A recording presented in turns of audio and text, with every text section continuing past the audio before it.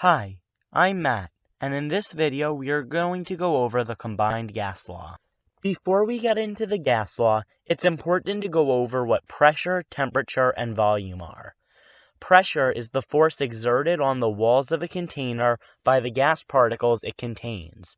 It is usually measured in atmospheres, pascals or kilopascals, torr or millimeters of mercury, although more frequently atmospheres or kilopascals are used. Temperature is the average kinetic energy of all the particles in a sample, and for gas laws it has to be measured in Kelvin. Celsius cannot be used. And volume is the space in which gas particles take up, and it's usually measured in liters. Since temperature has to be in Kelvin, it's important that we're able to convert from Celsius to Kelvin before attempting gas law problems. So to convert from Celsius to Kelvin, we use the formula that the Kelvin temperature is equal to the Celsius temperature plus 273. So let's try to convert 49 degrees Celsius to Kelvin. So we're going to plug in that 49 for C and write that Kelvin equals 49 plus 273. And this yields 322. That means that the Kelvin temperature of 322 is equivalent to 49 degrees Celsius, and if we were doing a gas law question that involved this, we would use the 322 Kelvin instead of the 49 degrees Celsius. With that out of the way, we can now actually move on to the combined gas law. We're going to use the combined gas law to compare samples of gas when multiple factors are changed, such as if we had a question where both temperature and pressure are being changed. And it is a combination of Boyle's law, Charles's law, and Gay-Lussac's law all put together. So that leads the combined gas law to be P1 V1 over T1 equals P2 V2 over T2, where P1 is the initial pressure, V1 is the initial volume, and T1 is the initial temperature, and P2 is our new pressure, V2 is our new volume, and T2 is our new temperature. Now, let's try some examples using this equation. For our first example, we are told that a 6-liter sample of gas initially is at 25 Kelvin and has a pressure of 10 atmospheres. The sample is then heated so that its volume becomes 12 liters and its pressure becomes 30 atmospheres. What is the new temperature? So the first thing I'm going to do is I'm going to write our combined gas law. P1 V1 over T1 equals P2 V2 over T2, and then we're going to go to the side and write our given.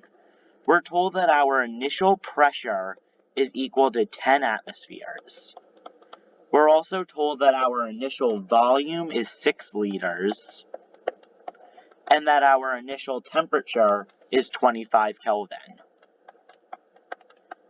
And then we're told that our new pressure is 30 atmospheres, and that our new volume is 12 liters. So now, and we're looking for our new temperature. So now, we're going to plug in everything we're given. So we have 10 atmospheres times 6 liters divided by 25 Kelvin, which equals 30 atmospheres multiplied by 12 liters over our unknown new temperature. Now, we could do all the math on the left side, which is 10 times 60 is 60, divided by 25, which is 2.4. And that equals 30 times 12, which is 360, over T2. And now we need to cross multiply to get T2 by itself.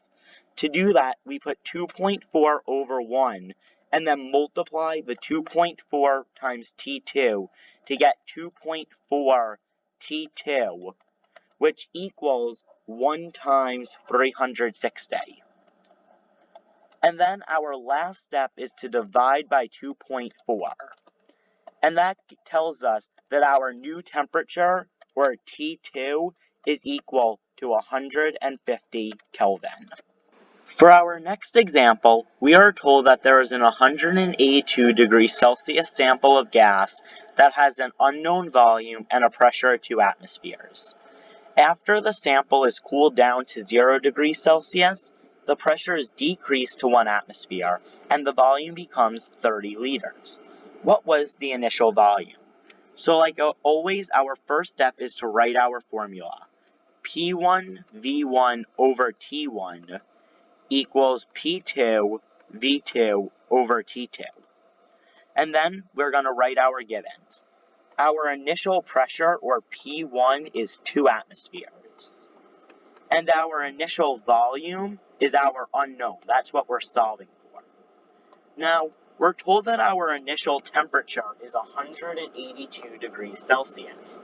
But we can't use Celsius. We have to convert it to Kelvin using the formula Kelvin equals Celsius plus 273. So we're going to plug in 182 for the C and add it to 273.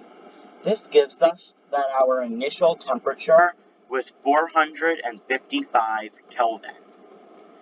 Now, we're also told that our new pressure was 1 atmosphere, our new volume was 30 liters, and that our new temperature was 0 degrees Celsius. We're going to have to convert that to Kelvin too. So we're going to do 0 plus 273, which gives us that our new temperature is 273 Kelvin. With that out of the way, we could plug in. So we have 2 atmospheres multiplied by V1 divided by 455 Kelvin. And that equals 1 atmosphere multiplied by 30 liters over 273 Kelvin.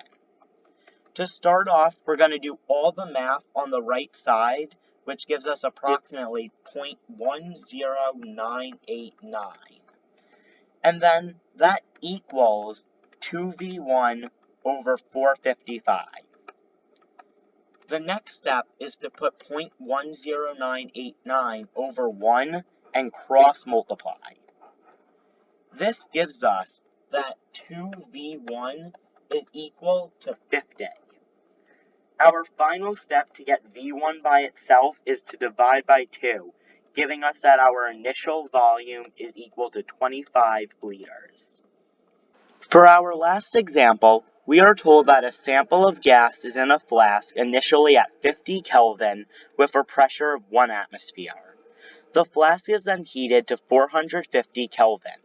Assuming that volume remains constant, what will the new pressure be? So, our first step, as per usual, is to write our formula. P1 V1 over T1 equals P2 V2 over T2. And now we could write our givens. We're told that our initial pressure is 1 atmosphere, and then we're told that our initial temperature is 50 Kelvin. Now, we're solving for our new pressure, and then we're told that the flask is heated to 450 Kelvin, so that will be our new temperature. Now, we weren't given either an initial or a new volume, but we were told that it remains constant. When one of these variables is held constant, we can take it out of the equation and just use what variables we're left with. So we get P1 over T1 equals P2 over T2. This is actually just Gay-Lussac's law, stating the relationship between pressure and temperature.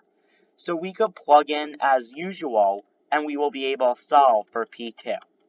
So we have 1 atmosphere over 50 Kelvin equals our new pressure over 450 Kelvin. And now we have to cross multiply. So we do 1 times 450 is 450. And then we do 50 times P2 to get 50 P2. Our final step is to divide by 50 to get P2 by itself. 50p2 divided by 50 is just p2, and that is equal to 450 divided by 50, which is 9. So our new pressure is 9 atmospheres. Now that we've gone through some examples together, here are 3 practice questions that you could try on your own to test your understanding of the combined gas law. At this time, I encourage you to pause the video, and the answers to these 3 questions will be provided for you on the next slide. The solutions are as follows. The initial temperature in question 1 was 400 Kelvin. In question 2, the new pressure was 4 atmospheres. And in question 3, the initial volume was 12 liters. Hopefully you got these. If not, feel free to leave any questions you have in the comments below, and I will get back to you as quickly as possible. Thank you so much for watching. Have a great day.